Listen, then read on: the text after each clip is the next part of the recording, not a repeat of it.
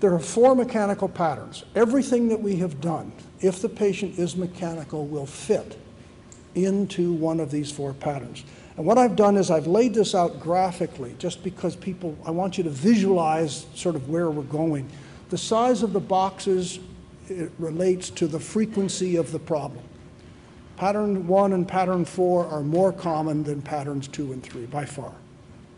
Pattern 1, and we're going to describe PEP and PEN in a moment, is the most common, and the other most common is pattern 4 PEN. So that's, in my mind, that's a nice way to look at it and sort of say that's where all the pieces fit. And then we can go and look at the individual patterns. And they're very simple. Simple, not easy, but simple if you understand the history physical we've already done. So at the end of the day, they're either pattern 1, 2, 3, 4. If they're a 1, they either are prone extension positive, directional preference, or not.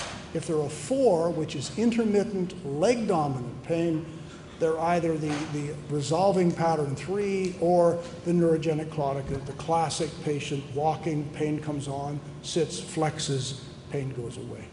So there are no other patterns. That's all there is. 2 are back dominant, 2 are leg dominant. The pattern 1 is either constant or intermittent. The pattern 2 is always intermittent, so if it's constant, it must be a pattern 1.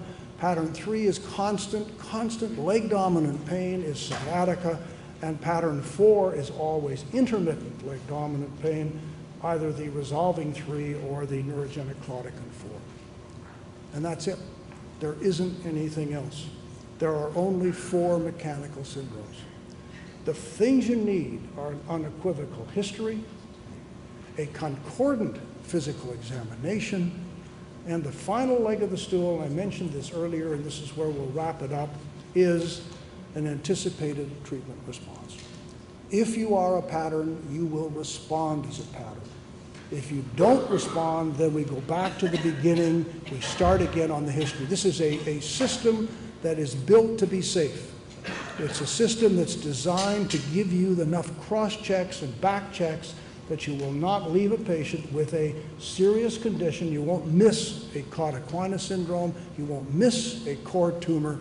You won't miss something, because if the patient is a pattern, they respond as a pattern. If they don't, you simply start again.